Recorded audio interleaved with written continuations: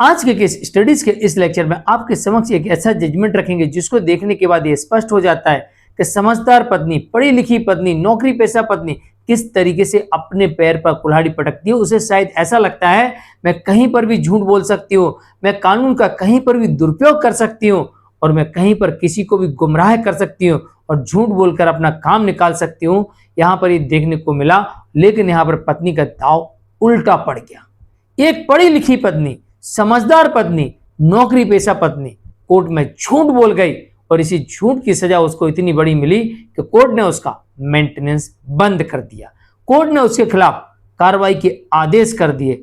अब यह कार्रवाई के आदेश का मतलब यह है कि यहां पर पत्नी की नौकरी जाएगी, नौकरी के साथ साथ जेल हो जाएगी और साथ में इस मामले में मात्र 6 सप्ताह में इंसाफ हो जाएगा, क्योंकि कोर्ट ने आदेश कर दिया कि इस मामले को 6 सप्ताह के भीतर निपटा लिया जाए।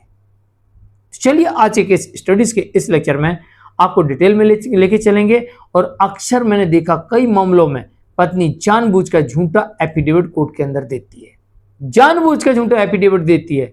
और इतना ही नहीं, कई बार तो फर्जी दस्तावेज भी कोर्ट के अंदर सबमिट कर देती है। अब मुझे यह समझ नहीं आता है कि इतनी पढ़ी लिखी विद्वान पत्नी इतनी बड़ी गलती करती क्यों है। क्या उसे ऐसी गलती करने की आदत पड़ चुकी है या कानून का डर समाप्त हो गया है? क्या उसे ऐसा लगता है कोर्ट में जाएंगे, झूठा एफिडेविट देंगे, कोर्ट हमारे पक्ष में आदेश कर देगी, दैट्स ऑल, और पति बेचारा फड़फड़ाते रहेगा। लेकिन इस मामले में पति फड़फड़ाए नहीं, पति सीधा हाई कोर्ट का दरवाजा खटखटाया और ऐसा दरवाजा खटखटाया कि जज साहब ने तत्काल कार्रवाई के आदेश कर दिए और मेंटेनेंस को रोक दिया। जय जिनेंद्र, मुकेश जैन। वीडियो को लाइक और शेयर कर दीजिए और इस तरह के जजमेंट्स पाने के लिए दिए गए नंबर पर आप हमें संपर्क कर सकते हैं। दरअसल मामला देखने को मिलता है इलाहाबाद हाई कोर्ट में। इलाहाबाद हाई कोर्ट में मामला इसलिए पहुंचता है क्योंकि कन्नौज की फैमिली कोर्ट यहां पर पत्नी के पक्ष में 14,000 रुपए महीने का भरण पोषण का आदेश कर देती है। अब पति इसी बात से दुखी होता है कि मेरी पत्नी ने कोर्ट में झूठा एफिडेविट दिया। अरे वो तो सरकारी नौकरी में है और उसको 70,000 रुपए महीने सैलरी मिलती है। इसके बावजूद भी कोर्ट ने पत्नी के पक्ष में 14,000 रुपए महीने का भरण पोषण कर दे दिया, क्योंकि वो एफिडेविट में कह रही है मैं गृहिणी हूं, मैं बेरोजगार हूं, मेरे पास कोई आय का साधन नहीं है। अरे वेल क्वालिफाइड है, पढ़ी लिखी है, वो कमा सकती है और इस मामले में तो वो कमा रही है। देखो मेंटेनेंस का कानून क्या कहता है? अक्षम पत्नी को भरण पोषण देना, सक्षम को नहीं देना, अडल्ट्री में रहने वाली को नहीं देना, बिना किसी कारण के अलग रहने वाली पत्नी को नहीं देना, आपसी सहमति से अलग रहने वाली पत्नी को नहीं देना। तो भाई इस मामले में जब वाइफ वेल क्वालिफाइड है, आमतौर पर ऐसा होता है पति के पास में पत्नी का बैंक अकाउंट कई बार नहीं होता है। कई बार पत्नी की जॉब के जहां जॉब करती है वहां से आरटीआई देने से आनाकानी करते हैं, जल्दी नहीं देते हैं, इनकार कर देते हैं, साफ कह देते हैं हम नहीं देंगे, तो पति को आरटीआई से भी जानकारी नहीं मिल पाती है। कई बार ऐसा होता है कि पत्नी के जो क्वालिफिकेशन के डॉक्यूमेंट्स हैं वो पति के पास नहीं होते हैं। ऐसा एक नहीं अनेक केसेस में होता है और पत्नी इसी बात का फायदा उठाती है और कोर्ट में झूठा एफिडेविट दे देती है। अब उसे लगता है कि कोर्ट को क्या पता लगेगा, मैंने बोल दिया मैं तो बेरोजगार हूं, मैंने कह दिया मैं तो गृहिणी हूं, तो कोर्ट तो मुझे भरण पोषण दे ही देगी। और इस मामले में ऐसी हुआ कि पत्नी ने झूठा एफिडेविट दिया फैमिली कोर्ट में और यहां पर कोर्ट ने पत्नी के पक्ष में 14,000 रुपए महीने का आदेश कर दिया। अब पति भागा भागा पहुंचता है Allahabad high court. Allahabad high court में निवेदन करते हैं कि हुजूर मेरी पत्नी तो सरकारी नौकरी में है, उसको 70,000 रुपए महीने मिलते हैं, उसने झूठा एफिडेविट दिया है और एफिडेविट में ये कहा है कि मैं गृहिणी हूं, मैं बेरोजगार हूं, तो उसको भरण पोषण तो नहीं मिलना चाहिए। और कोर्ट को बताया कि हुजूर देखिए इसने झूठा हलफनामा कोर्ट में दिया है, झूठा एफिडेविट दिया है जिसमें वो झूठ बोल रही है कि मैं गृहिणी हूं। कोर्ट को उसने गुमराह किया है, ऐसी पत्नी को दंडित करना चाहिए। और इलाहाबाद हाई कोर्ट ने यहाँ पर आदेश कर दिया कि ऐसी पत्नी के विरुद्ध आपराधिक मामला दर्ज किया जाए। आप सब जानते हैं कि जब केस के अंदर इस तरीके की परिस्थितियां बनती हैं तो आपको तत्काल सबूतों के साथ उस मामले में सीआरपीसी की धारा 340 जो कि वर्तमान में 379 हो चुकी है। सहपठित धारा 195 सीआरपीसी की थी जो वर्तमान में 215 हो चुकी है। और जो आईपीसी की धारा थी सीआरपीसी के साथ में, जो आईपीसी की धाराओं का उपयोग किया जाता था वो 190 से लेकर 209 के बीच में की जाती थी।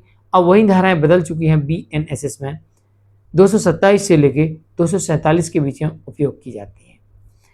तो जब भी आपके केस में आपकी पत्नी हो चाहे आपका पति हो, अगर झूठा एफिडेविट देता है, झूठे दस्तावेज देता है, झूठे सबूत देता है, तो तत्काल आपको उसी मामले में एक आपराधिक मामला प्रस्तुत कर देना है।